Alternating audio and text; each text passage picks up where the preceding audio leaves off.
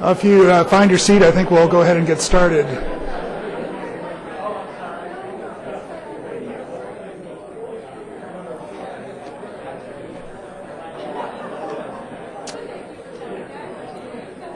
Thanks to you all for coming. I'm Stu Grubb. I'm the chairman of the board of directors of the Freshwater Society.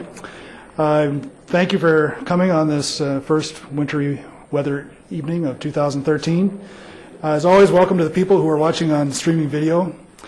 This is the Moose Family Speaker Series on Water Resources, sponsored by the Freshwater Society and U of M's College of Biological Sciences. This introduction is going to be a little bit longer than normal because there are several subjects that I need to touch on. First, I want to thank Bob Eldy, the Dean of the College of Biological Sciences and a Freshwater Society board member. And special thanks also to the Malcolm Moose Freshwater Fund for helping support this lecture series. Before I introduce the truly distinguished scientists we're privileged to host tonight, I also want to mention two other people. First is Gene Merriam. He's the president of Freshwater Society, and he's been here for 6 years, but he's going to be retiring at the end of the year. Gene has helped our organization do many things and has transformed it greatly into the organization it is today. The second person I'd like to introduce is Steve Woods. He is the newly hired executive director of the Freshwater Society, who will be taking over many of Gene's responsibilities. Steve's an engineer and a leader who's knowledgeable and passionate about conserving and protecting water. So if I could have Steve and Gene just stand up briefly, and I believe they're both here tonight. Thank you.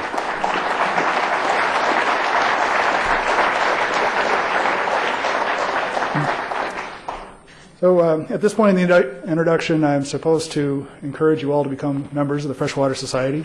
I'd like to encourage you to pick up one of these envelopes out in the lobby that has information. We really do need your support for the programs that we have. I'd like to also introduce a 60-second video that we have on one of our programs.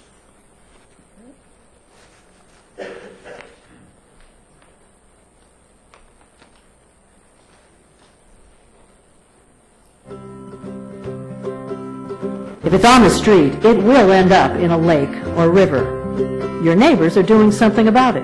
Sometimes I call it the stormwater class, so I call the Master Water Stewards program the stormwater class. The Master Water Stewards program is a partnership between the Freshwater Society and the Minnehaha Creek Watershed District.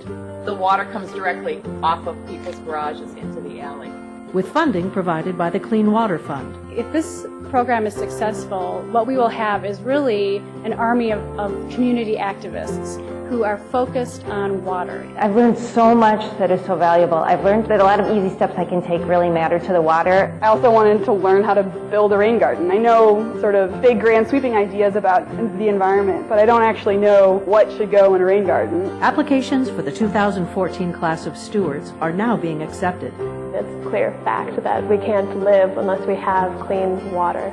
Clean water starts here. To learn more about the Master Water Stewards program, contact the Freshwater Society.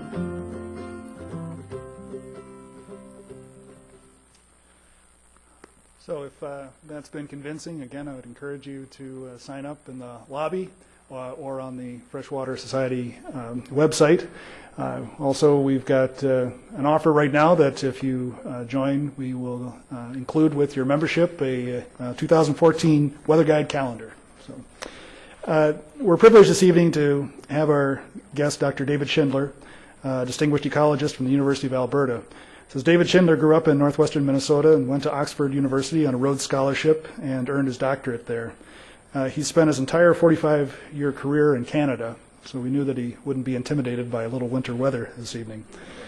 He has worked on eutrophication of lakes, acid rain, dioxins, PCBs, and most recently, the environmental consequences of developing Canada's oil deposits. In addition to his work in the classroom and the research lab, he's led or consulted on a number of governmental projects. He has worked with and sometimes clashed with the politicians and policymakers of all kinds. David Schindler is going to speak tonight on the tension that too often exists between scientists and policymakers on important environmental issues. The title of his talk is Letting the Light In, Providing Environmental Science to Direct Public Policy. After his presentation, a panel of 3 Minnesota experts with experience in both environmental science and policy making will join him in taking your questions. But we're passing out file cards now for your questions that will be answered later. So look for people coming down the aisles with those. And finally, help me welcome Dr. David Schindler.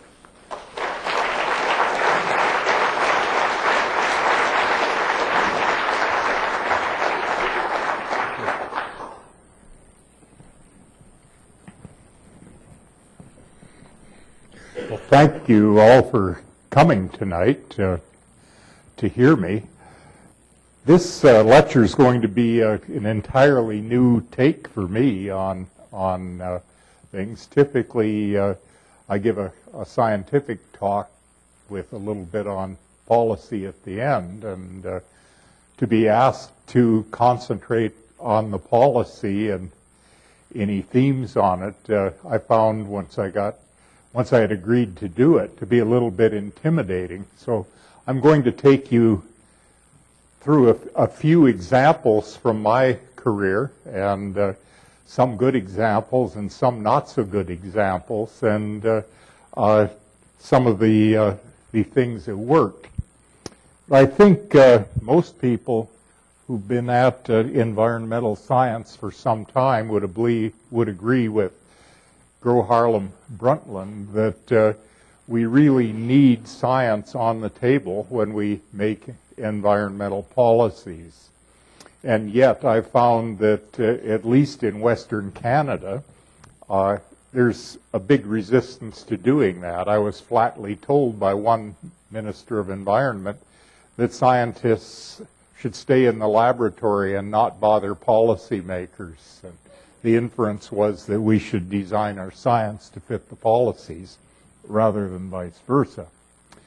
But on the other hand, I think it's unfair to expect our policymakers to find pieces that are relevant to science that we tend as academics to publish in obscure ivory tower journals and then put them on shelves like this and expect policymakers to find them in a timely fashion.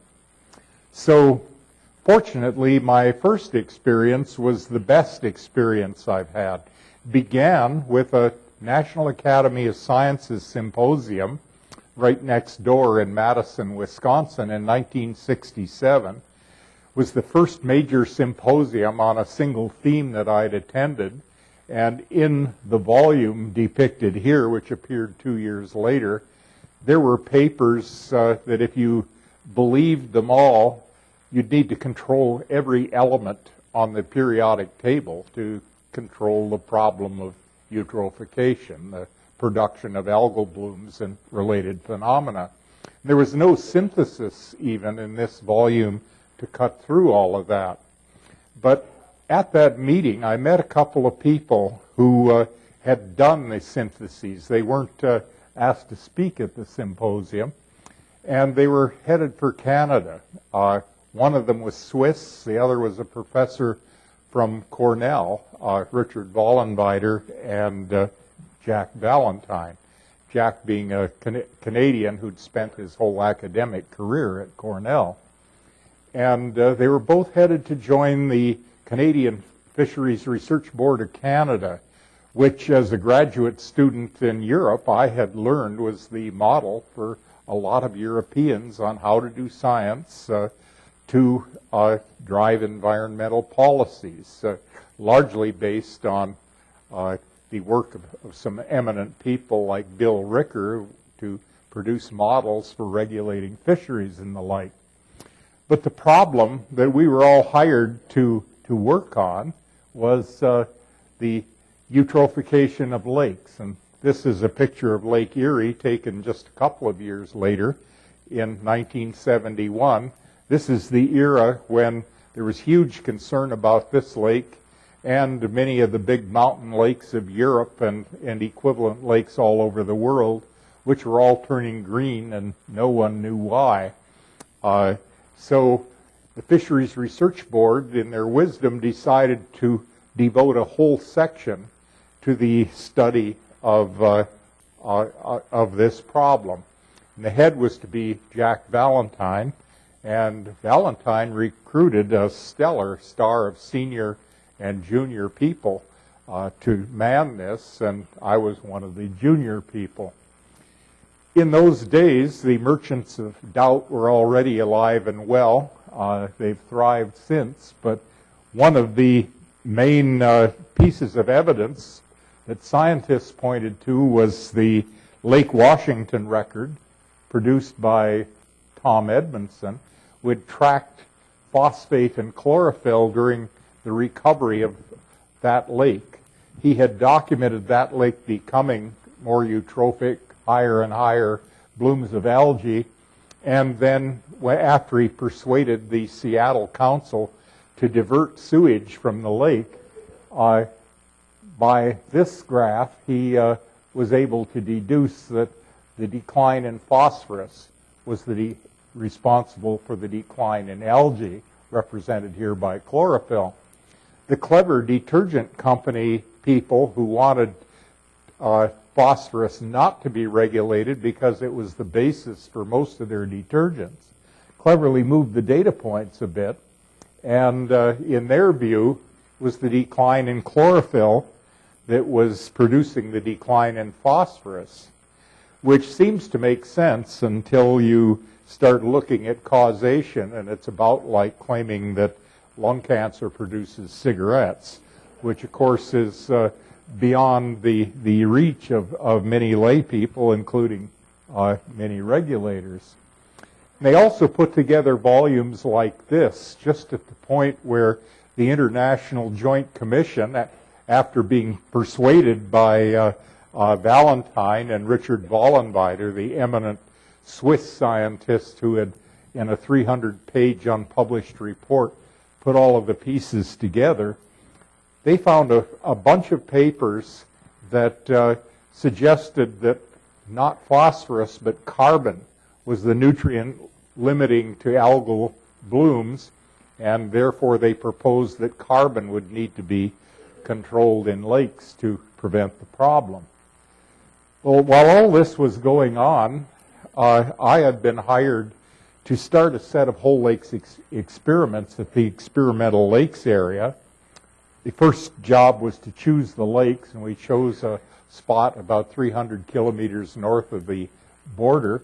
The nearest towns would be Kenora and Dryden, Ontario. And to select a group of about 50 lakes that we could use for doing controlled whole lake experiments, shown here. And I'll be talking in particular here about two lakes, Lake 227, this little round one, and Lake 226 over here. Several of these others were also the subject of experiments, but I'll be glossing over them tonight in order to get on with the management theme.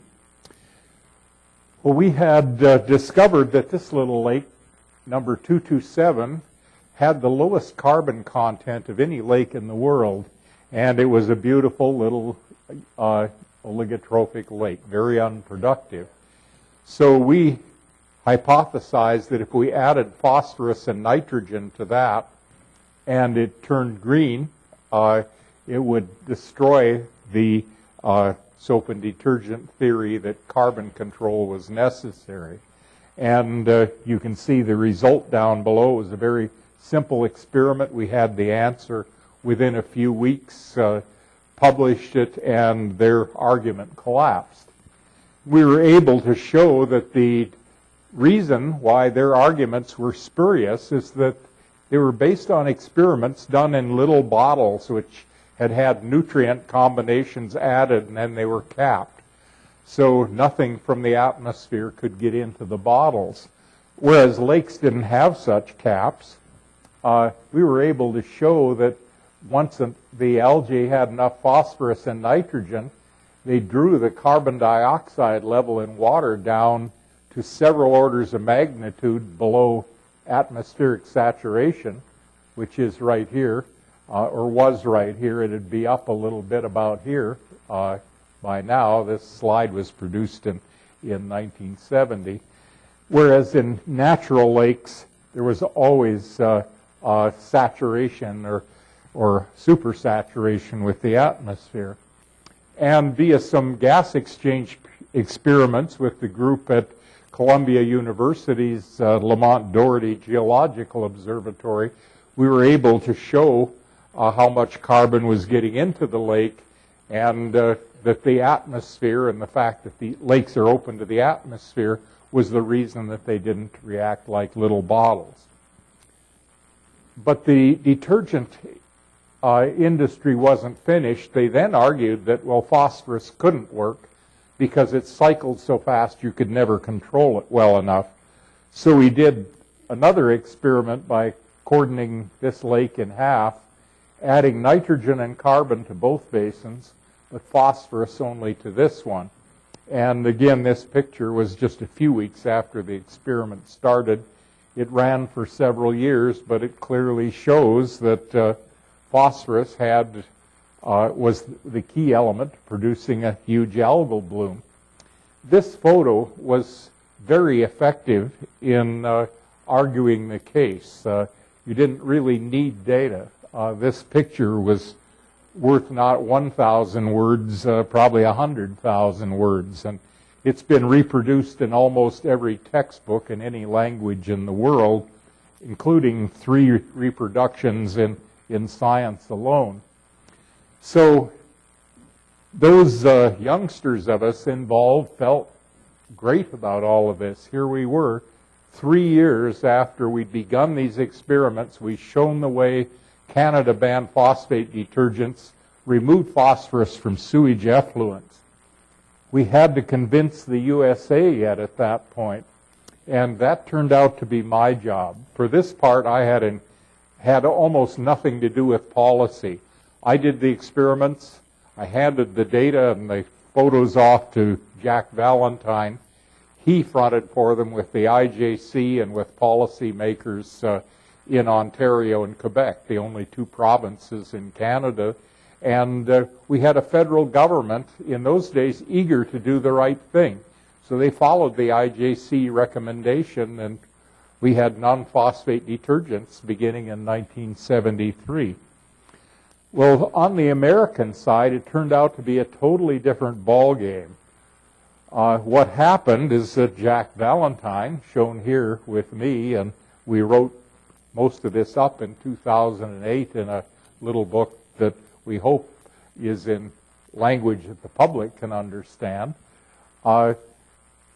We had a little disaster happen. The Fisheries Research Board was the subject of much jealousy for all of the attention that it got by the Department of Fisheries and Oceans and the brand new Department of Environment, which were civil service organizations. One of them called it an aberration. There was no other agency like it anywhere in the world. So they thought, well, we being Canadians can't have anything that different. We have to act like the big boys, so we should change it. So it was slowly disbanded, and the staff was thrown into the civil service. What I thought was rather odd at the time is both Valentine and the director of the laboratory, Wally Johnson, whose idea it had been to do whole lake experiments in the first place, quickly left. I think the answer is in this book. This was written by F. Ronald Hayes shortly after the change was announced. He predicted that line management would slowly slip sawdust into the oats of the research donkey until the animal becomes moribund. And as you will see, this has turned out to be right on the money. I think the exception is, rather than eagles landing to eat Prometheus's liver, if you're a civil servant, they eat your brains. We went from a management structure where I reported to a section leader who reported to a director, and for 100 of us, we had 3 or 4 support staff, to an organization that looked like this in the Fisheries and Oceans, where we had 6 ADMs, 12 directors general, and no scientists on the first page of their chart, and scientists scarcely appear on page 2. And almost none, usually none, of these people have any science degrees. It's considered that if you have a business degree or an economics degree or something like that, you can manage anything. It doesn't matter if it's science, Aboriginal affairs, you move from one director to another and you know exactly what to do. In fact, it has culture that is very military, and those of us who are used to the very egalitarian way that the Fisheries Research Board operated, where we would get up in public and argue with our directors and our bosses if we disagreed, was a totally unpalatable organization. It was expected that everything would be top-down, that the deputy minister, who was a non-scientist, who always had a long chain of non-scientists, would be able to direct what should be done. And that nonsense has continued till today, and it's one of the problems that we have. And of course, whenever budget cuts come, this is the sort of thing, none of the people on page 1 ever get cut. If anything, they hire a few more of them to direct how the cuts should go. And it's the people at the bottom, like recently the Experimental Lakes area staff, who are affected. So with that sort of organization slowly coming into place, I went off to the States to front for phosphorus legislation. The U.S. EPA was brand new. It was Nixon's administration, and it had just formed, and in their wisdom, it was decided that this would be a state-by-state decision in the U.S. So there were many state hearings, some bad and some very good. Minnesota's was one of the better ones, where a few scientists, typically imported or from local universities, would take on a very polished 25-person traveling circus put up by the Soap and Detergent Association, who would present evidence that phosphorus wouldn't work, that non-phosphate detergents were hazardous or unhealthy, that they'd destroy your washing machine, and on and on and on. And we won most of the battles. States like Minnesota and New York and Wisconsin were pretty easy to convince. And over a period of 10 or 12 years, we got phosphorus control in most of the basins around the U.S. So still not too bad. It wasn't a case this time of hungry politicians say, give me some science to base my policies on. Give me something to show me what I ought to do that'll make sense. But at least after it was presented to them, it did make sense. But then came the next problem, acid rain. By this time, we had a fully entrenched bureaucracy. They decided the Experimental Lakes area was no longer needed because we had solved the eutrophication problem. So I heard it referred to as a sunset program. And they explained to me that that meant that it was to be phased out. At that time, these maps of acid sensitivity and the pH of precipitation were just beginning to be put together. And I took an earlier version of this map and some data that Peter Dillon and I had put together for Ontario lakes, and some earlier work in Ontario around Sudbury done by Evel Gorham and Harold Harvey and other people, and made the case that we had the worst acid rain problem in the world because we had these huge areas shown in orange here that were acid sensitive geologically, and you can see the overlay of acid rain. It was already agreed that if the pH of rain was less than 4.6, you were going to see lakes becoming acid. Had no effect whatsoever on fisheries and oceans. One manager stood up and accused me of exaggerating the problem to save ELA, and we didn't get any money. But fortunately, the Alberta tar sands were just starting up, and one of the people running their research program came around and asked if we could do research relevant to the tar sands, and we were able to show with some survey work that we had very similar faunas and floras in the lakes, and that we could do the work at experimental lakes for far less money than we could in the oil sands where there were no roads. So they funded us for 3 years until the departments of fisheries and environment caught on in Canada. And of course, by then they were happy to claim how foresighted they'd been to have started programs 3 years earlier. But what we did was to take this small lake, we only did one at the start because it was all we could afford, was the smallest lake at ELA that had a full food chain ending in lake trout. And we started adding acid very slowly. Most of the data that were around at that time showed that fish were affected below a pH of 5, and in North America they totally ignored the invertebrates. So we titrated the lakes down.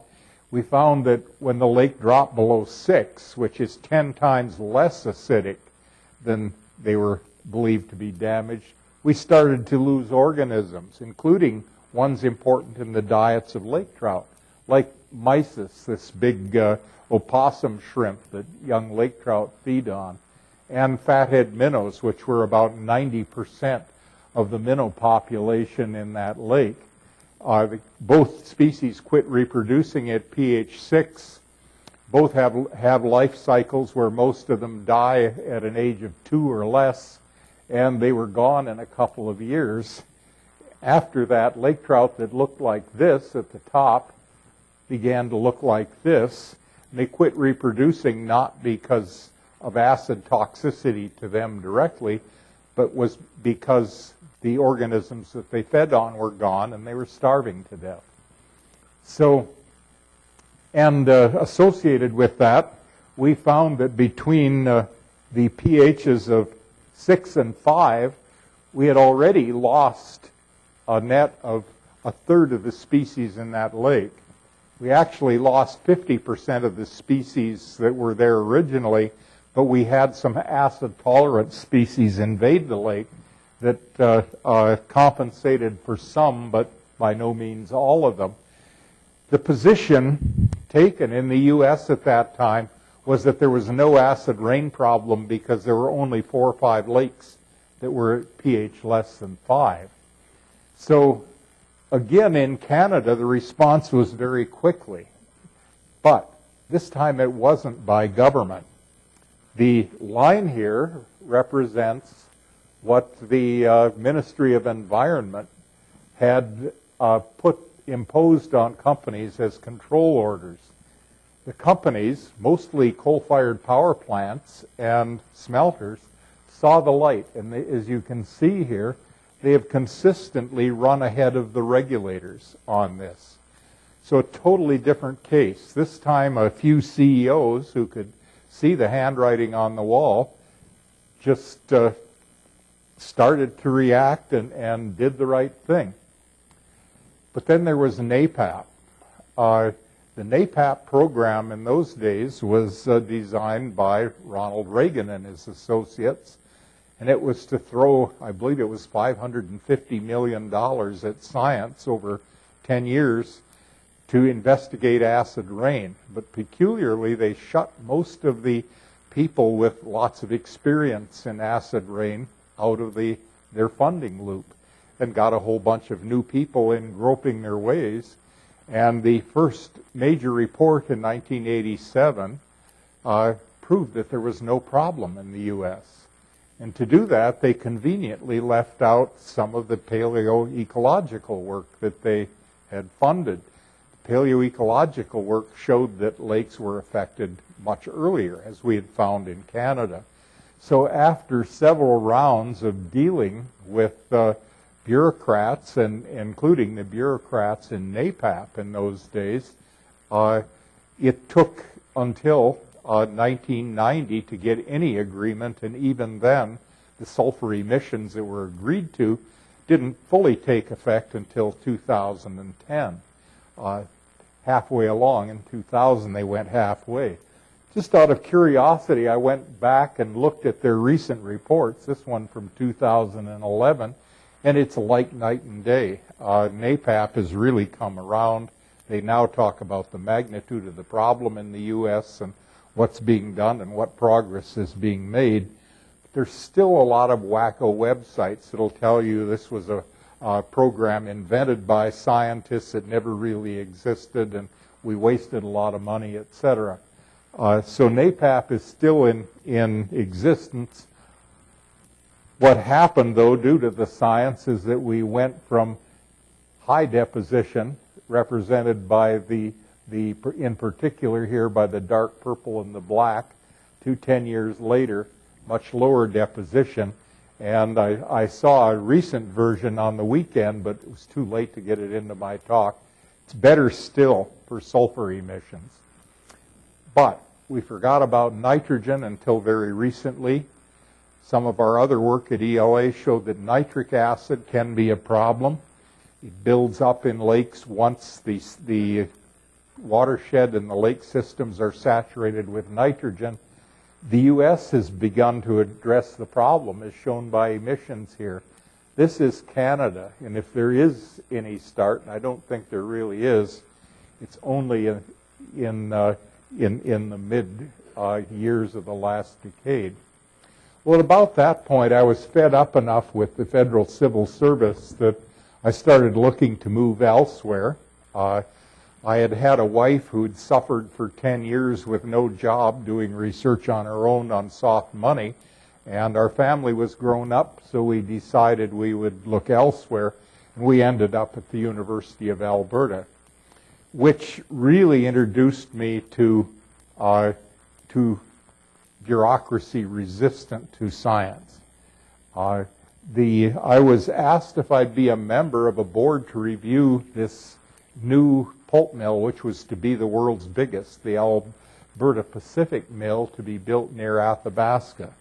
And innocently, I thought, what a great way to see the north of Alberta and its problems and get an introduction to the province. So I decided to do it. Well, I quickly discovered that there was a major problem associated with this mill that nobody had talked about. The pulp and paper process used by it and all of the other mills in Alberta produced dioxins. And when you did the numbers, the concentrations coming out of them were similar to concentrations that were going into the Fraser River, which had just been shown to be high enough to make fish-eating bird colonies sterile in the lower Fraser River.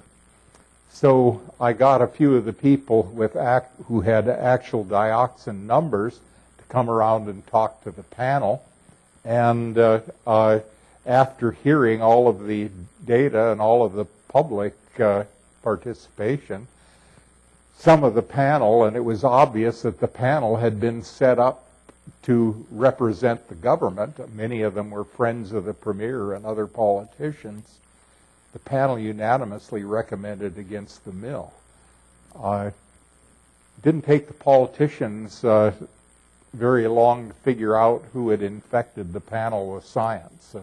And I had a rough time for a couple of years. There were aides of the Premier who were sent around to see the university president and see if there weren't some way he could dismiss me and things like that. Peculiarly, the LPAC decided they could come up with a non-dioxin process, which they did. Other mills were forced to mimic it, and we've gone from the early 90s till now to rivers that have fish you can eat. The consumption advisories that were issued shortly after we discovered this problem, because people actually went in and analyzed the fish, have now disappeared. It took 20 years, but finally you can eat the fish again if they're not contaminated with mercury. There was another episode shortly after that I won't go into, except another crazy venture by the Alberta government was to put in a toxic waste treatment center at Swan Hills in a remote area. thinking that there'd be lots of toxic wastes from the oil companies that would be processed there, that would need to be processed. But shortly afterward, they decided that oil company wastes weren't toxic enough, didn't need to go to Swan Hills. So this plant has sort of moldered and lost money ever since.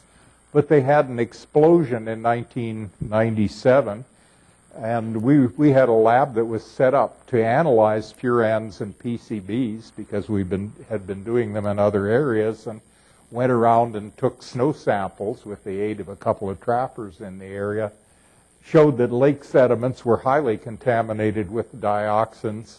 The snow was contaminated for at least 20 kilometers from the plant, and to this day, unfortunately, there's still a consumption advisory on fish from Christina Lake or game for a 20-kilometer radius around this plant. But it didn't improve my popularity any. I've been involved with some other things. Peculiarly, the Lake Wabamun oil spill, the government was desperate enough that they actually asked me to help them to design a response to this train derailment that spilled 8 carloads of bunker C into the most popular lake in the Edmonton area. And by arranging some meetings with key politicians, by getting every earth scientist in Alberta to sign a letter denouncing the full-page ads they were running in Alberta papers saying that climate change didn't exist. A couple of us got an audience with the Minister of Environment and convinced him that at least we were going to have a major water problem, and was followed up by so-called Water for Life legislation that at least is a good start. But the last episode I want to talk about is, and probably the worst one, is the fabled tar sands. Shown here in red.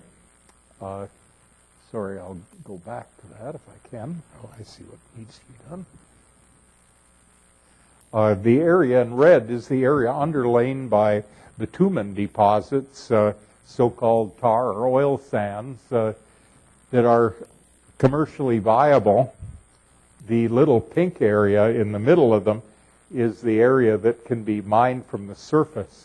The rest, they have to pull up pipes after they use steam or solvents to mobilize the bitumen, and then they can suck it to the surface by so-called in situ methods.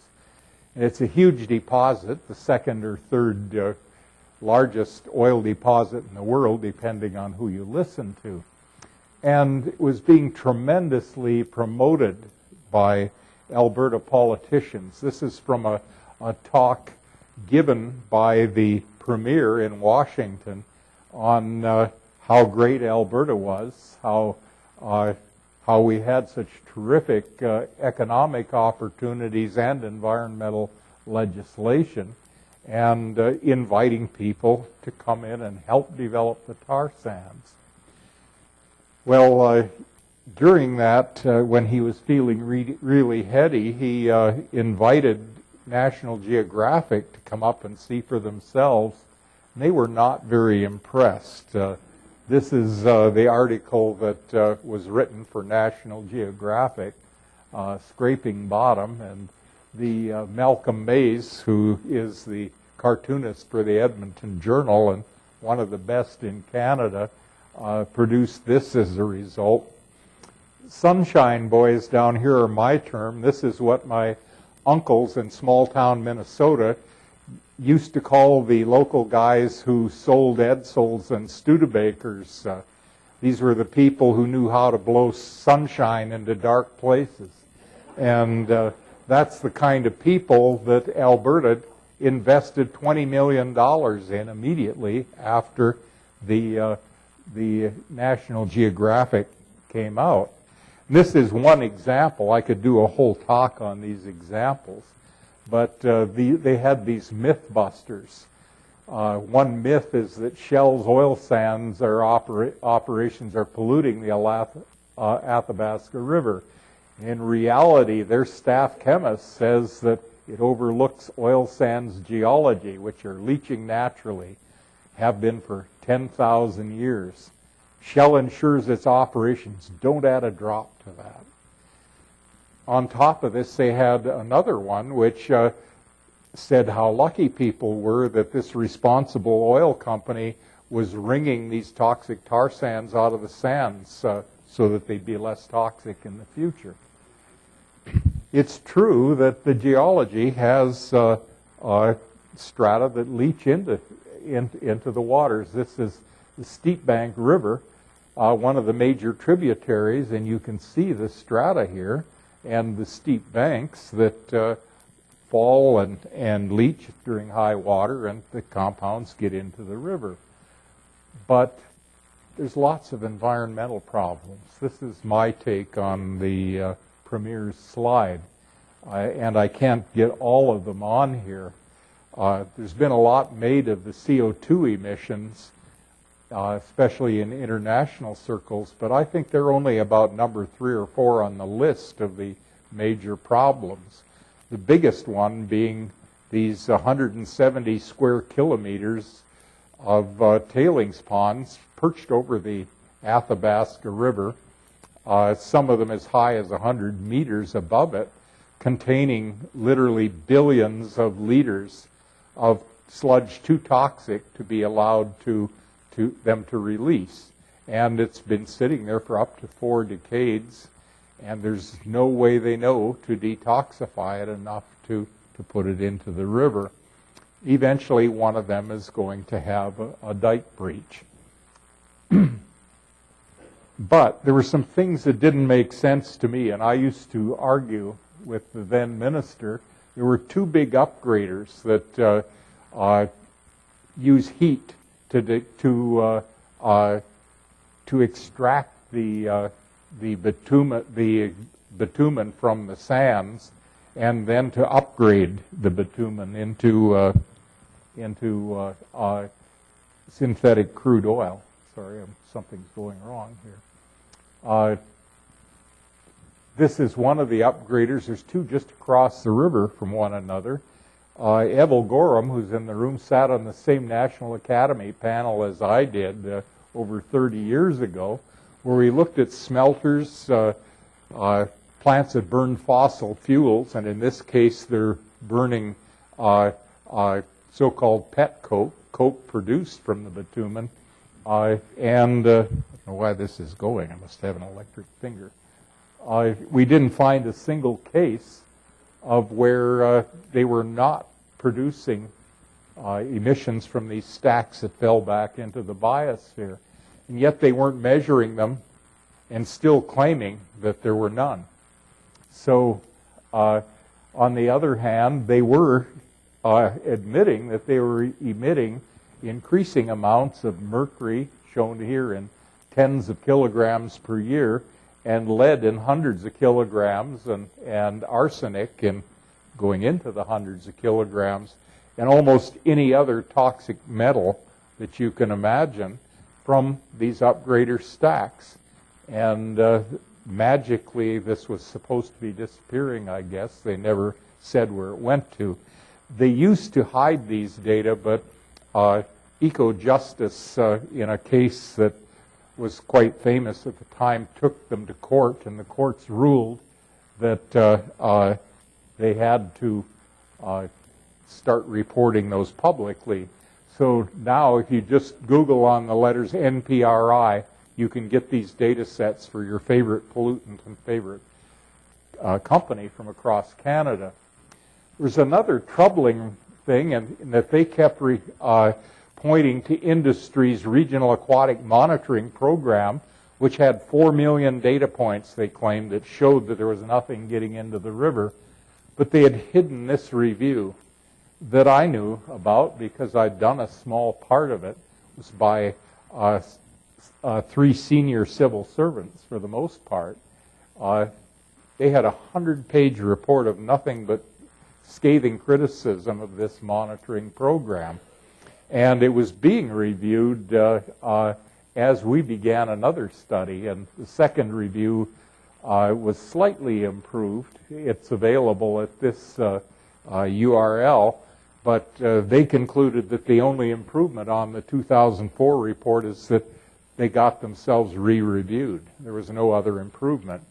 So as of last week, finally, RAMP was scrapped. And then there were things like this that to any aquatic scientist to claim that nothing is running off that landscape into the water is spouting nonsense. Watershed Science 101 says if you expose new geological substrate by stripping soils and vegetation, any fresh new minerals in that area are going to run off into adjacent water bodies. And this is the Athabasca River.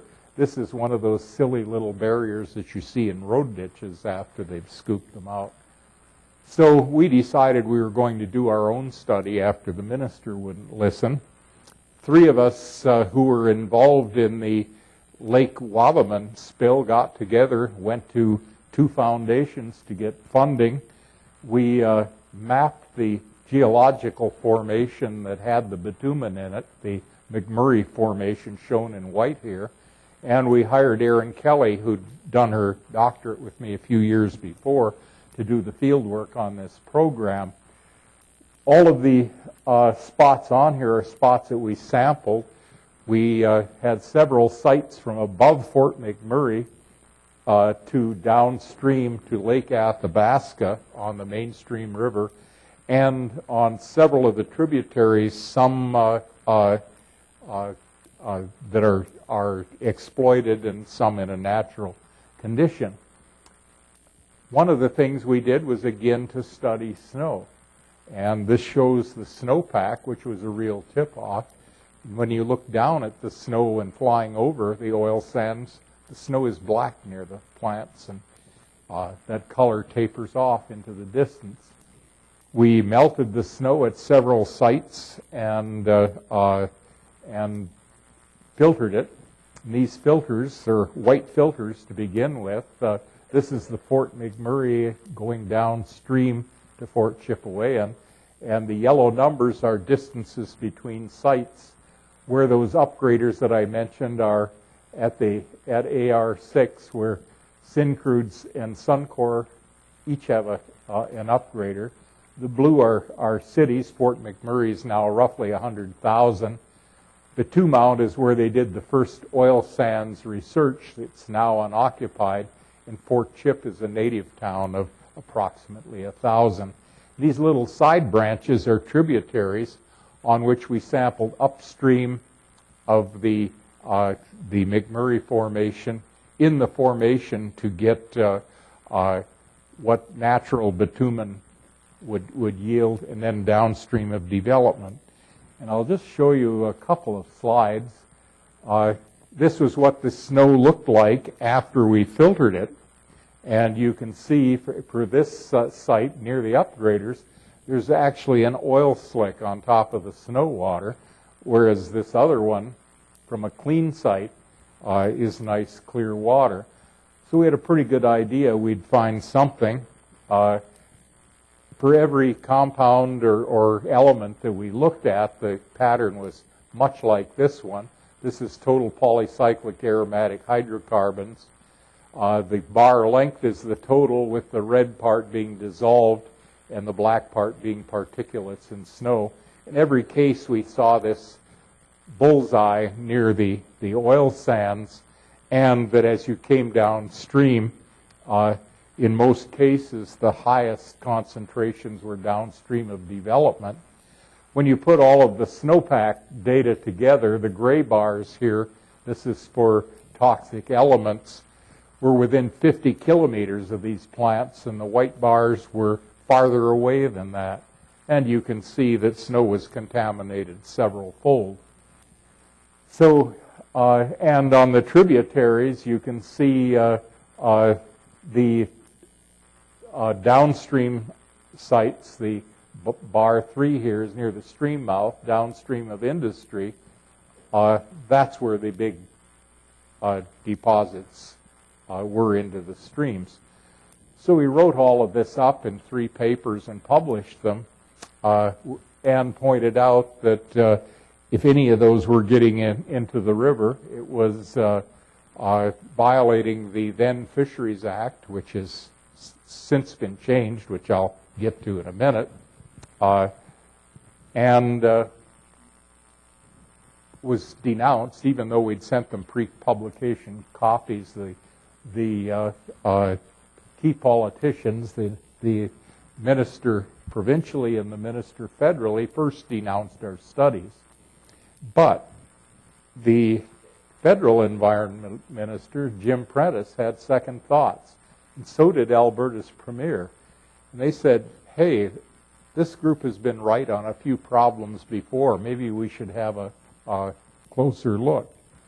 So I immediately wrote to Stelmach and suggested that he get an expert panel to compare our findings with Ramp's and his own environment. And he took me up on that. Prentice actually came out and went through the database with me. And after that, he decided he would have an expert panel. I don't know what's going on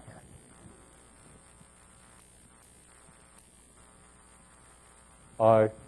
And we ended up with 6 separate expert panels, one after another, looking at our reports and all saying the same thing, that we were right, that the data were deficient, and that the monitoring programs needed to be vastly improved. The provincial panel probably had the worst one. They said things like this about their own department's data.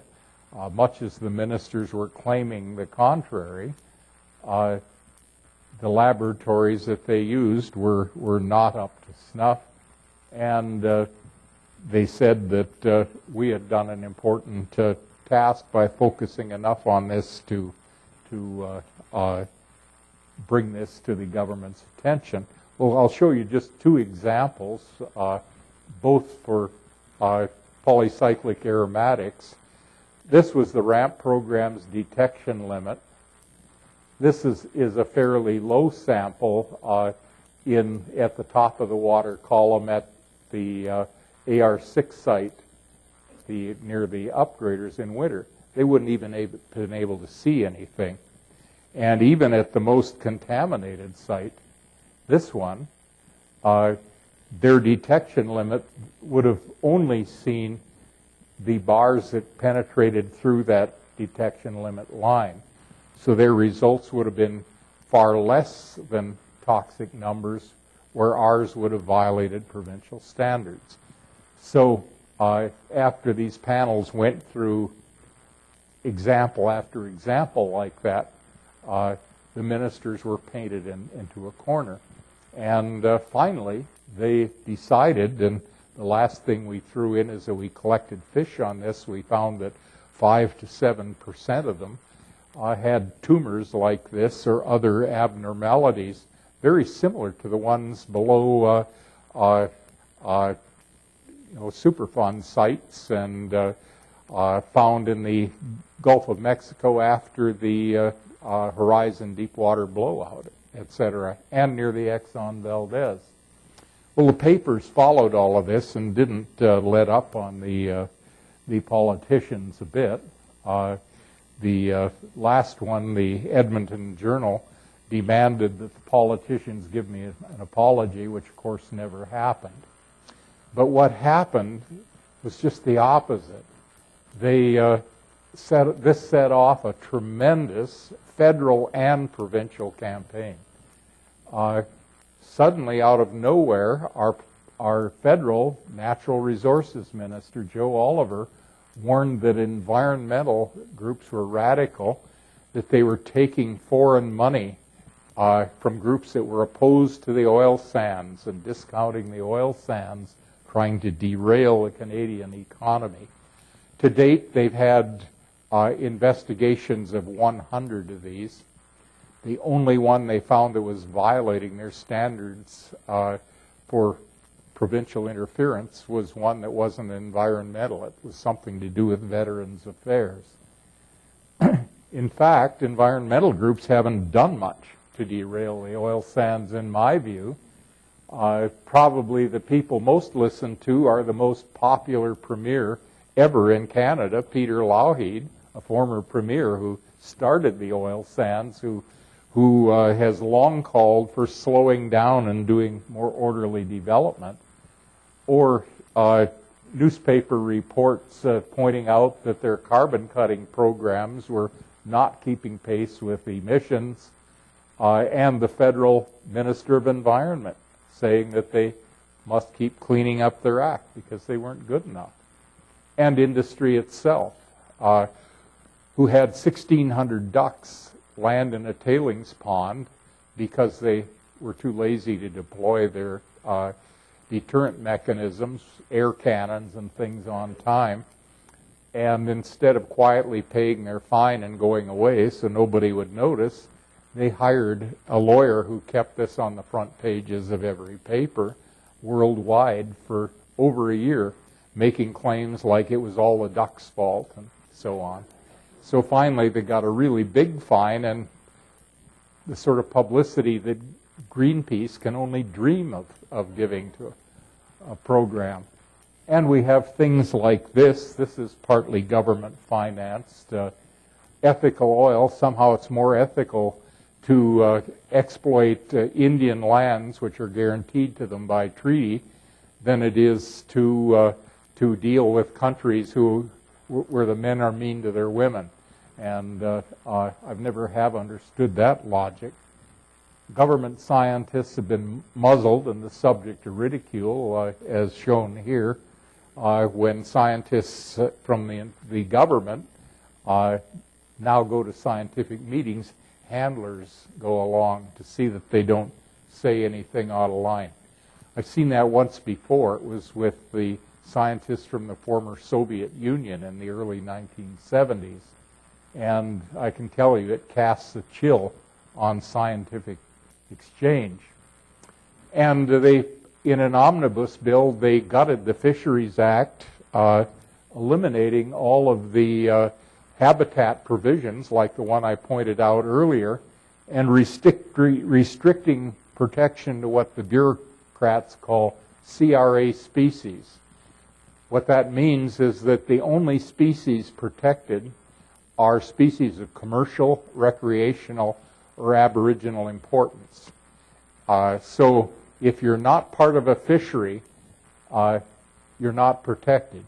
Even things like lake trout or walleye or other sport species, if they're not part of a fishery, i.e. in a lake too remote to support a fishery, they're not protected. And of course, this just paves the way for the sort of development this government wants. And the whole thing is accompanied by premiers and prime ministers coming down and promoting the tar sands in the U.S. and how great their environmental regulations are, which looks about as absurd as depicted by this cartoon. So this is the modern dilemma, how to deal with these folks. I think you could add the mining of oil sands to this. Our economy is not doing terribly well. We're the subject of international ridicule, as this article in Nature, among 25 others, will show. And it's spurred books like this one, which I put side by side with this one written during the George W. Bush era. In both cases, I think we've lost it with respect to the influence of science on policy. We have to figure out how to get this back. We never have had really good communication between scientists and policymakers. It's always been ad hoc. I've tried a few experiments. At one point, a Liberal MP, Karen Kraft Sloan, and I raised money and held what we called eco-summits. We had two themes, one in 2000 and one in 2001, one on air pollution and one on water pollution, where we rented the biggest hall in the Parliament building, got several members of the Royal Society to first give a brief presentation of facts and then sit for an hour or two on each topic and interact with politicians. Well, the people who turned up claimed they'd learned a lot, but in fact the ones that turned up were the ones who were interested in science, not the ones who really needed to get the message. The ones not interested in science turned up for the photo op with celebrity speakers that we got, but that was about it. So that, I would say, was not a success. I'll just end with a few slides here. I think there are some definite logical next step in the oil sands. As a result of all of those panels, there is yet another panel that's been appointed to design a world-class monitoring program, which said that both levels of government have totally lost public trust and that the monitoring has to be run by an independent group. And the government has supported that with about another small step every 6 months. But it's not complete yet. It's actually before the Alberta legislature as we speak. I think it's possible we might get to the right place, but the tar sands are only one of many problems that we have. And I'd say of these, the foremost problem is that industry has a tremendous propaganda machine, as evidenced by what's happened with climate, with big tobacco, and a lot of other problems. We have the same merchants of doubt, as Naomi Orestes would call them, working on these oil and oil sands problems. I think a good start for us would be to undo some of what the Harper government has undone. Almost the first thing he did when elected was abolish the officer of science advisor, the office of science advisor. There's never been an ecologist in that role. They use spin to back their policy on oil sands and greenhouse gases, which I'm sure you've seen, and if there's science around, they try to bury it or ridicule it. They have cut funding for environmental sciences to NSERC. They claim they've increased overall funding, but what they've done is to take it from environmental and other sciences and put it into technological developments that they hope will spur more patents to produce widgets that they can sell. And they've cut a number of programs, including ELA and the Arctic Ozone Layer Program and the Kluane Terrestrial Ecology Program and the Bamfield Marine Station. And they've gutted the Fisheries Act, as I mentioned, but also the Environmental Assessment Act. The federal government no longer has to participate there. They allow the provinces to do it on their own. And the Navigation Act. Only the biggest navigable rivers now have their ecosystems protected. And of course, we've totally lost our reputation as a global leader. I think part of the problem lies with scientists. There are no incentives to communicate. You really have to feel that it's important enough to you personally to make the effort. You're not rewarded in universities, and you're punished if you're a civil servant for doing it. I think we need to free the civil service, and of course, after George W., this has happened in the U.S., so as usual, you're a step ahead of us. I think there should be some communication with ministers. I don't think scientists need to write the policies for ministers, but they need to have the science on the table to be considered. We don't train any of our graduate students in public communication. It's all ivory tower language that they learn, and some of mine can't even talk to anyone outside the university. And I'd say the same for some of my colleagues. On one occasion, I took a colleague on a lake program along to talk to a group of farmers and fishermen, and he started talking about racemic enantiomers. And of course, he could have just said chemicals that are mirror images, and it might have meant something to them. As I mentioned, pictures are worth a lot more than piles of data. I don't think scientists should hesitate to reveal their intuition, and I probably differ from at least 50% of scientists on this. I think that someone who works in a field is going to have better intuition than anyone else.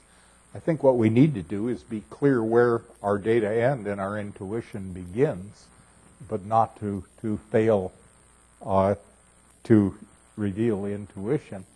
Finally, I think it helps to have a life outside the ivory tower where you talk to people who are actually out there working and have jobs that depend on some of these dirty industries and policies that aren't so great for the planet, so that we understand what the other side is thinking, because I think we're developing a real impasse between the people who know how to protect the environment and the people who depend on and worry about the small paycheck that they get every week.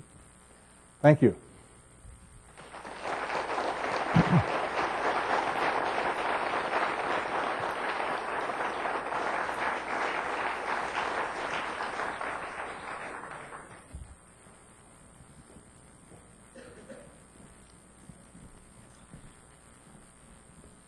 Professor Schindler, thank you so much. Have a seat, and I'd like to invite our other panelists to join us up here. We have chairs waiting, microphones perched.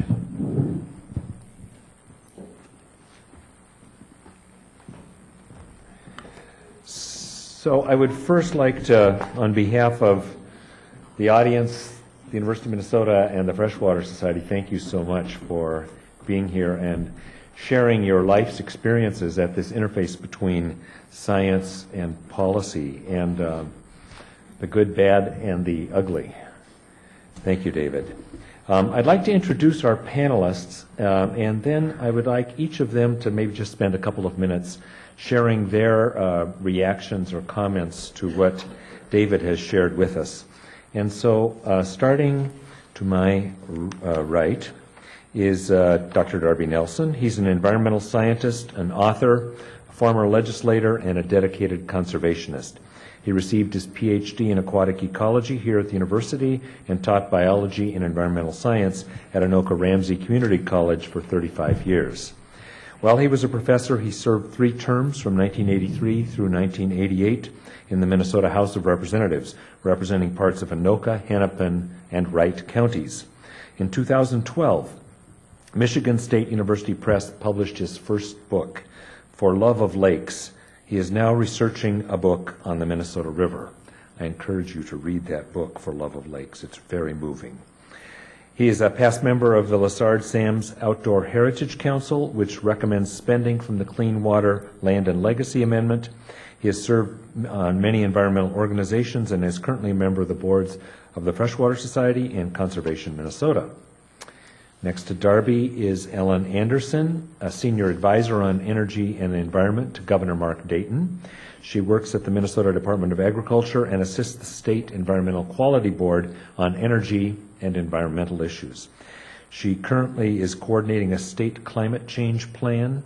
Over the last 2 years, she led the implementation of Governor Dayton's executive order directing the Environmental Quality Board to host a Minnesota Environmental Congress and issue a State of Environment and Energy report card. After earning a law degree from the University of Minnesota, she served in the Minnesota Senate from 1993 through 2011, representing neighborhoods in St. Paul and Falcon Heights. She has taught courses in law, energy, and sustainability as an adjunct faculty member at Metropolitan State University and here at the University of Minnesota. And finally, my colleague, Dr. Robert Sterner, professor here in our Department of Ecology, Evolution, and Behavior. He is a limnologist and ecologist whose research focuses on Lake Superior.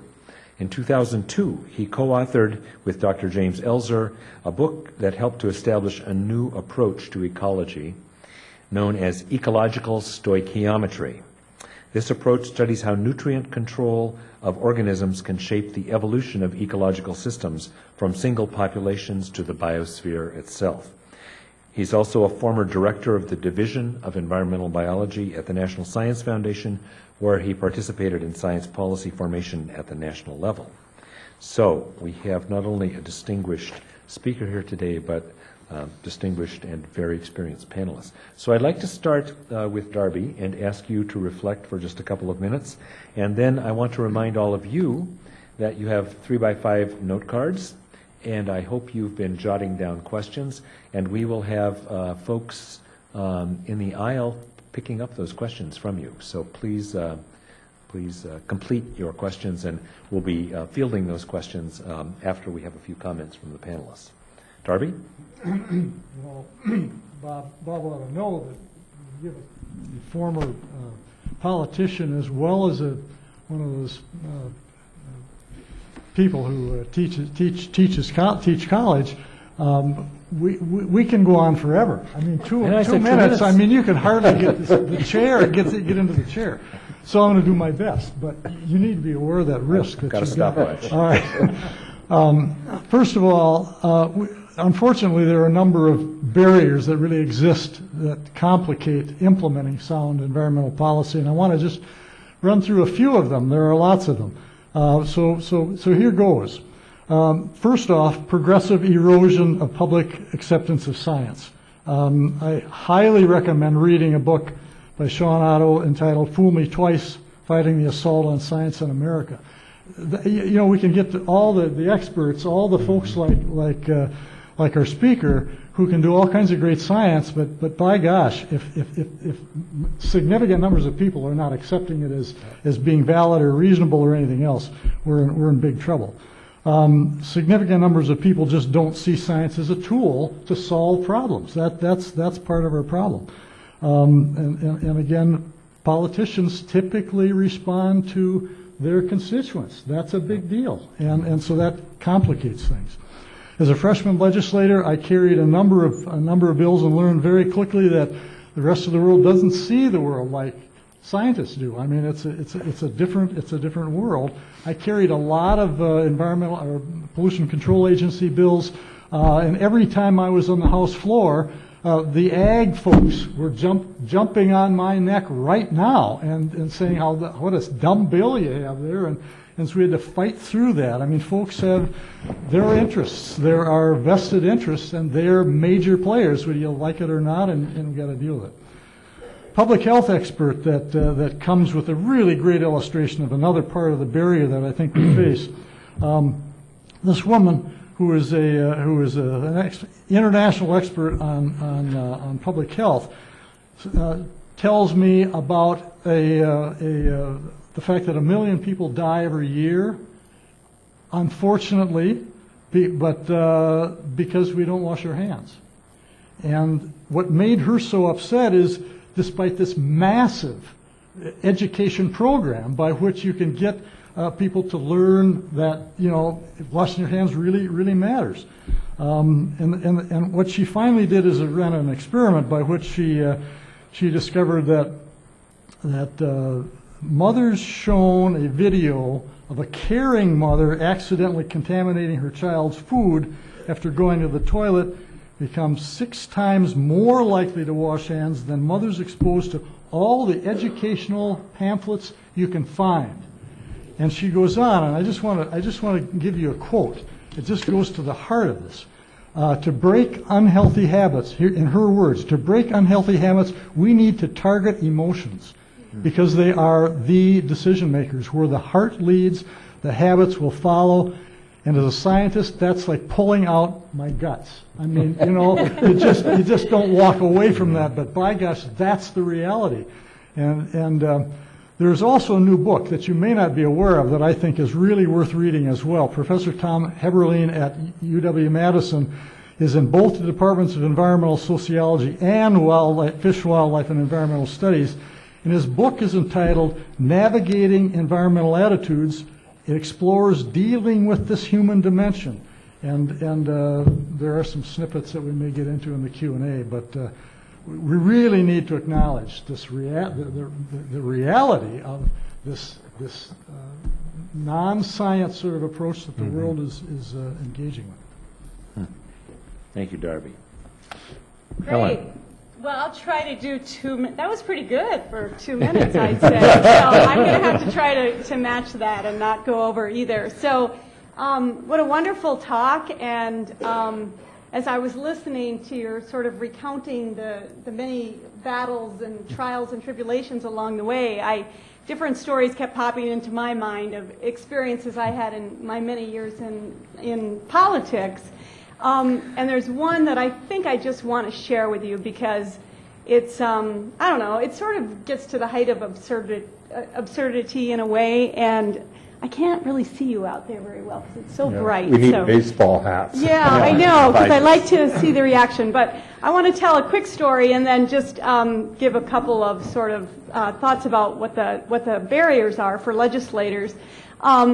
This is about some Girl Scouts that lived in my neighborhood and in St. Paul, and there were some really smart 11-year-old Girl Scouts in this troop, and they did some research, and they went down to Como Lake in my neighborhood, and they were testing the impact of antibacterial soap on water and on a theory of whether it was contributing to antibacterial resistance. And so they took some lake water and did a science experiment for school and put the antibacterial soap on it and found that some bacteria did indeed grow. And, that was a small elementary school science experiment, but they took that and they decided to research it, and they ended up with a notebook full of research, and they surveyed the literature around the country and around the world about issues related to antibacterial soap and triclosan in particular, which is a component of antibacterial soap and other products, other common products. And they called me up and, hit a soft spot in my heart. And I said, sure, I'll meet with you. The girls came into my office in the Senate and asked me to introduce legislation to ban antibacterial soaps in Minnesota, which, as you can imagine, would be kind of a heavy lift, not an easy bill to pass. And, and I passed a lot of hard bills in my career. I'm very proud of that. But so I said, sure. And so I introduced the bill and was able to actually get a hearing scheduled in front of a very good person's former late Senator Linda Scheid, who chaired the Commerce Committee. She wasn't offering a vote on the bill, but she was offering to have a hearing, at least to get some information and testimony on the record as a starting point for a discussion. And so these girls came into the committee and did an amazingly wonderful presentation, very thoughtful. It wasn't about how cute they were. They were smart and they had done their homework, and they presented all this scientific research to the legislature. And the soap industry, that's what made me think of it, flew in lobbyists from Washington, D.C. to come and testify against 11-year-old girls over a bill that wasn't even getting voted on. And it really blew my mind. And I guess, there's not really a moral to that story except, well, there is a couple morals to that story. One is that the girls were on the front page of the newspaper, and it kind of went viral. This was maybe one of the girls is now at Yale, so this was almost 10 years ago. She's one of the ones I've stayed in touch with. In fact, she gave a speech at my farewell party from the Senate. She's a wonderful young woman. It went viral, and they were on news media around the nation and were invited to appear on Good Morning America. And so I do have to say that these girls actually had more of an educational impact than even if I had probably passed the bill. And so it was a fun story to tell, but it just lays out some of the additional issues that you face in taking on controversial and new ideas that really rely on scientific theories that most people don't know or may be skeptical of, but that have a very strong, there's a lot of interests at stake that play a role at the state capitol whenever you have these kind of difficult debates. So a couple of the barriers that legislators face, one is they don't communicate regularly, and you talked a lot about the need for communication, and I would just second that wholeheartedly and just say that being a legislator, the relationships that we have, and or as a former legislator, and connections with the university have been unbelievably valuable. And that's an angle maybe we can talk about some, how to do more and do better in terms of communication and sharing information with each other. You know, it's hard as a legislator to determine what are the right facts, because you hear from so many different interest groups and industry experts and paid scientists and people from all different perspectives who are showering you with data and information. And sometimes it is hard to separate the facts from the not so true information. And I think that's even more true today in our world, with unbelievable access to information and a very little guidance about how to separate fact from fiction on the internet. How to understand it, how to really, even if you can get access to information, I'm not a scientist, I'm a lawyer and a history major. My parents were scientists, but I respect them, and there's not very many science graduates in the legislature or in positions as policymakers in state government. And so trying to translate information so that it is meaningful but not dumbed down, but accessible and usable. Photos are great. I think there's a bias among a lot of policymakers towards action and away from research, and perhaps a lack of value on supporting research. And that's something we can talk about too, because there are some good examples of support for scientific research in Minnesota. And two more things, and then I'll stop. One is training scientists how to communicate effectively is critical, and as you said, and to get them to be able to think it's not beneath their scientific neutrality to participate in public policy making, and that's really their responsibility, and that they have so much to offer. And finally, there's so much pseudoscience around us, and that's personified by a former senator, whose name I won't mention, who always got up on the Senate floor and would say, "I'm a scientist." And he would say, "I have a degree in science." And it turned out he was kind of exposed later as being a complete fraud who had actually never completed his degree. And it was, pretty clear to many of us he had no idea what he was talking about. But he would get up and go on at length, and people were intimidated because they felt he knew more than they did. And so there's sort of a barrier there. So I'll just throw those out as some issues that we have to grapple with. Fantastic. Thank you, Ellen. Bob. Okay, yeah, so I'll make 2 points, and there are a lot of things I heard in your talk, Dave, and from the panel that I think were excellent points. I hope we get into them some more in the Q&A session. I really perked up when you talked about the importance of emotion and how we relate to the world and how we make decisions. I'm not trained in psychology. I've done a little reading lately, and so as I understand it, most of us as human beings, us in the room, the people we argue with outside of the room, you name it, it's human nature to spend most of your day looking for reasons to underscore the beliefs you already have. And I think scientists are not immune to that. And we need to admit it. Science is a process, though, unique in the things that human beings do, unique to society, because it has a specific mechanism for asking whether what you believe lines up with observation and evidence. We don't always get it right. Science is always improving in my mind, but it's unique in what people do in that it has that piece. And what is, I guess, most dismaying to me in some ways about this whole topic is more and more science is seen as a special interest. So when a decision is to be made, you bring in all the stakeholders into the room. You have the property owners and the industry and you name it, and then somewhere in the corner is the scientists as another special interest. And not that science is better I'm not arguing for any kind of elitism here, but science has this process where it says, well, given what we think is true, are observations consistent with that? So there's a way of determining whether what you think is true about the world really happens. And so in that way, science is special, and it's lost that in public discourse. To me, this is part of a much, much bigger and broader and a more profound problem about balkanization of communication in society. It's because we all are always looking for reasons to believe what we already believe.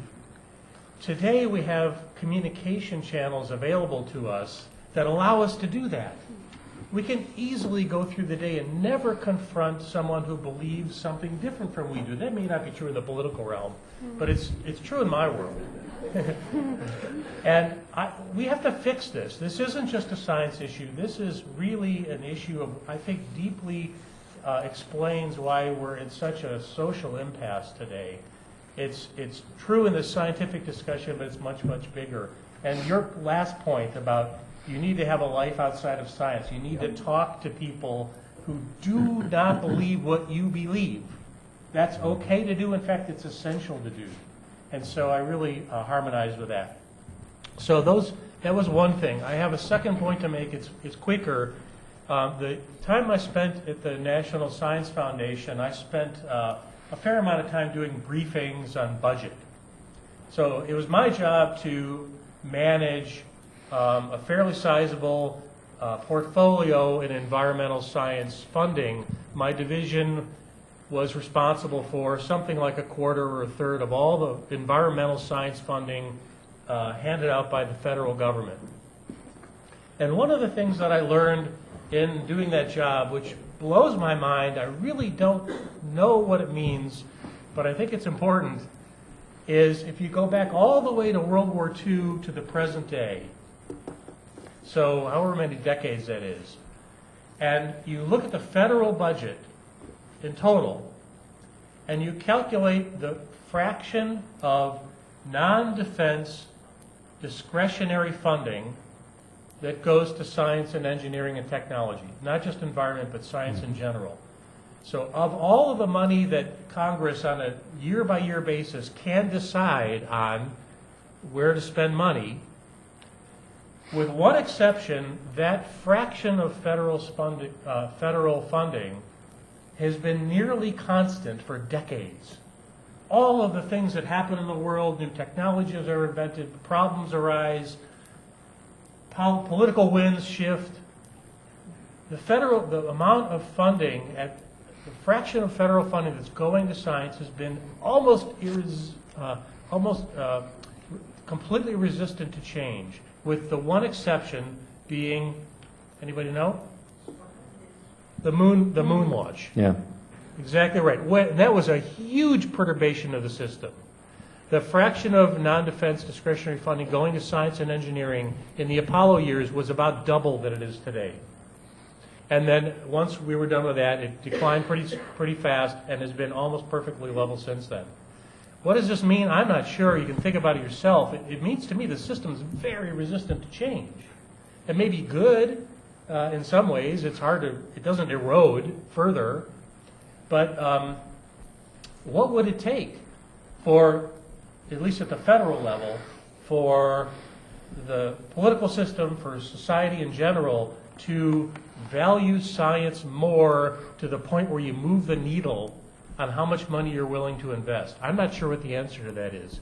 I used to think maybe we were close to that with climate change, but on a month-by-month, year-by-year basis, sometimes I'm more optimistic that we're going to get committed to making a difference here and learning what we need to do to make the world a better place. And then my opinion changes, and we're still stuck in the same rut. So those are some observations from here, and I'm looking forward to the questions. Good. Excellent. Well, thank you all panelists. So you have questions, and we're here to have the panelists address them. Some of them are more particular for one or another panelist, and some are more general. So the first one I'd like to direct to you, David, as did the questioner. How did your studies have any direct effect on the Clean Water Act, Paul, in the U.S.?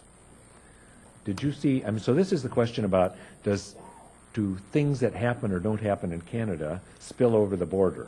Is there any cross-border recognition and lessons learned or not? I frankly don't know. I suspect that some of our lake nutrient experiments had some spillover simply because there were a lot of U.S. scientists who were a part of them.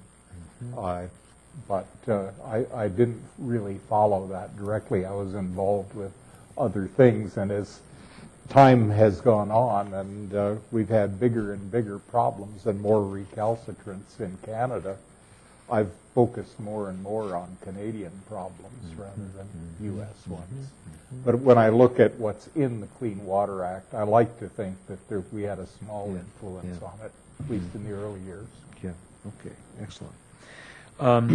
So here's a question. What are some of the key points that legislators are interested in when considering environmental policy, the questioner says, in the Twin Cities or the state of Minnesota? That is, for example, jobs, clean water, statistically valid arguments. What are what triggers the conversation or the controversy among legislators? It's probably you two at this end that have first crack at it. You want to start? Well, yeah, I mean, that's a hard question because, legislators are not monolithic. They're all very different individuals. But some examples, certainly, as Darby started out saying, legislators want to know what their constituents want. And that's where they often start. I mean, some may be walking in with very strong notions about what they believe in, what they want to accomplish, and have a strong value system related to that issue. And I know there certainly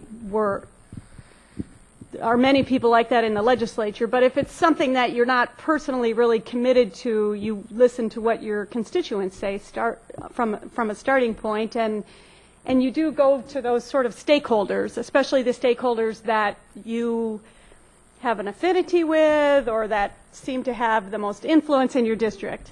The Clean Water, Land, and Legacy Act, you probably could hear a lot of different interpretations of why that passed in Minnesota. I mean, I have to say that in 2008, in the middle of the recession, having Minnesotans vote to raise their taxes, with the largest vote in favor of natural resources in national history, shows something about Minnesota voters, but it also certainly has to reflect on Minnesota legislators to a certain extent, but it took them 10 years to agree to pass that, and so I'm better with examples. So that started out as kind of a habitat issue. That was, there was a big push by hunters and anglers for the Ducks Rally that happened at the Capitol every year for a number of years, and they organized and they were raising a great deal of concern about the condition of our wetlands and the duck populations, and that was a powerful starting point. But in the end, I think what tipped that over was a coalition that was broader than that included putting the clean water issue on the table. And then the arts were added and parks. And so you got legislators who had a strong interest in any one of those subjects kind of came together, and you also had outside pressure on all of those fronts, that I think it made a marriage of convenience that was all the stronger because it covered a lot of fronts. But I think if you look at, and I'm not really answering the question about legislators, but I think if you look at the polling data, to me, it's very, very clear that the votes that passed that were based primarily on Minnesotans' interest in clean water. Darby. Yeah. Let me add a little bit to that. I ran for office for one reason. I was an environmentalist, and the representative of my district was voting wrong on absolutely everything, and I thought, by gosh, if I run and if I win, I'll know my representative is voting green, by gosh. And I think all of us come to the body with different convictions and different feelings, and you just hope you get a critical mass of folks. And I was blessed to work with folks like Willard Munger and others who are just, folks who really, really believed in what they were doing and were very effective politically. And that's and so a lot of people come in with different feelings. Some of the ag folks that I talked about earlier are going to come in and they're concerned about crop prices and all kinds of other things that might be done. Let me just take a look here at my notes.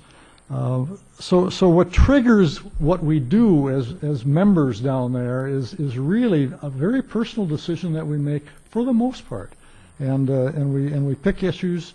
Mine happened to be solid waste, and I see former Senator Merriam sitting in the audience, and I don't know if Gene remembers how when we decided that we would increase the fee for garbage hauling by 50 cents a month to use that money for recycling, to establish recycling programs, and how the operators that picked up the garbage made darn sure in the bill that went out to all the folks who were on his list that they gave all those people Merriam and Nelson's name and address and phone numbers and all the rest, kind of pounding away at these two representatives or representative senator who are trying to mess things up for us, and that's just the human dynamics that are going on, and I don't think that's ever going to change. You just hope that the right people get elected, and that's why some of us work really hard knocking doors in a upcoming election. That's the way. If you have strong feeling, that's the way to maybe make an impact. Thank you. So, David, a question for you. Is there a well-written history of the Canadian political process in dealing with the environmental aspects of the extraction of oil from the tar sands? Probably the best thing available right now is a book by Andrew Nikiforuk. I think it's called simply The Tar Sands. And if you Google on that title and his name, it'll come up. I think you can get it via Amazon or any one of the major publishers. Mm-hmm. It's a very even-handed view that he's gotten the Governor General's award for. If you look on a Canadian Association of Petroleum Producers or other petrostate websites, they excoriate the book. They hate it. They're afraid of it. Ezra Levant hates it. This ethical oil one is the antithesis of what Nikiforuk has written, but it's pretty accurate. He's an investigative journalist who really checks his facts. So, Bob Sterner, maybe you can take this one first. So this is a question about students and what they should be equipped with. So if policymakers and citizens respond to the economic ramifications of pollution, what can we do to better equip current students to develop more compelling arguments? Well, that is, what does our educational process need to be about? Are we, even as we're dealing with students, are we sticking to science as an uninvolved, not to comment on social issues? What's your perspective on what we're doing? So, yeah, how does this play in education? Because really that's where it matters. It's the youngest people out there now. You're the ones who are going to make the difference here. And so really happy for that question. I don't want to pretend I really know the answer to it. I would say in some way it's the wrong question. Making a difference probably isn't going to come about by making a better argument. That was the emotion thing you were talking about. We tend, from a scientific perspective, we tend to say, how do I tighten my logic? How do I make an argument that is as persuasive and powerful as possible. And if I do that, then society will change. And what we see instead is the argument's made, and then it's discounted, and somebody finds some other thing that they're looking for that underscores their worldview, and they look at that instead. So I think communication is key. I think some people, you said this earlier today, I agree with it. Some individuals, just by their nature, are better at it than others. And we can't expect every young scientist, or every old scientist for that matter, to be equally effective at communicating to the public. Those who are really good at it should be rewarded for it, should carve time out for it. They're more likely to make a difference than those who are maybe less effective. So I think looking at role models, like this gentleman to my right, can be as important as anything else. To find someone who is committed to finding out I would want to say the truth about the world, who's effective at doing good science and then communicating it, modeling yourself after effective people like the Dave Schindlers of the world is really important. Institutionally, I think we need to think harder about our education programs and how we create communities within universities so that we teach each other, so that we have a kind of a bridge to the outside. We spend most of our day here, folks, talking to each other, not to the public. And so I think there's a lot that we could do better. I think we, though, don't want to think of it just as a communication problem. It's bigger than that. David. I had a bit of a crack at that very problem via a graduate course that I taught for 22 years. The chair actually asked if I would teach a course on the philosophy of science, and we agreed on my own iteration of it. And that is, I proposed a course that I would co-teach with a social scientist of my choosing, with half students from the social sciences and humanities and half natural scientists. And in the course, it would be project-based. We would have projects that we would pair social and natural scientists to take on some aspect of environmental decision-making. We changed the topic each year. Over the years, we did big forestry, big agriculture. We did oil sands twice. We did national parks, a number of things like that. And we would get not only scientific experts, but ministers of environment and mayors and so on to come in each week and lead the discussion. The class would be 3 hours at one sitting once a week, starting with a guest speaker from some relevant area or topic, and followed by an hour of discussion with him, and then an hour after the speaker would go that we would discuss projects relating to the overall theme. And it worked out really well. Students from that course, 3 or 4 of them are in policy offices in Ottawa now. Others, I think it's fair to say, developed enough insights into the other side that they're effective communicators, either as scientists or as social scientists. They go into the course tending to think that the natural sciences are irrelevant, or that social sciences and humanities are irrelevant, and end up somewhere seeing the value of the interface between the two. We get a lot of Aboriginal people in it because I get on well with Aboriginal people and the word gets around. It's been a fabulous course to teach, but when I proposed it, they said, "Oh, well, that'll take you years to get approval of the Board of Governors to teach that. It's cross faculties and things."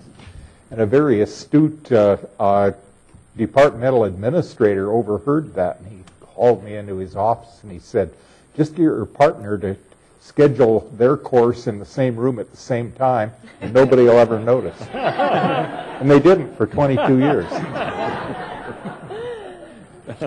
Perfect, perfect. I mean, that kind of cunning and clever strategy is useful in a lot of realms that we're talking about here tonight. A couple of interesting questions here. One is a bit of this paradox here. What are your thoughts, you collectively, on the precautionary principle, that is, guilty until proven innocent, regarding potential contaminants, versus innocent until proven guilty approach, as in jurisprudence? So we have an attorney here. So how do you view those two kind of differing approaches to issues, legal and environmental?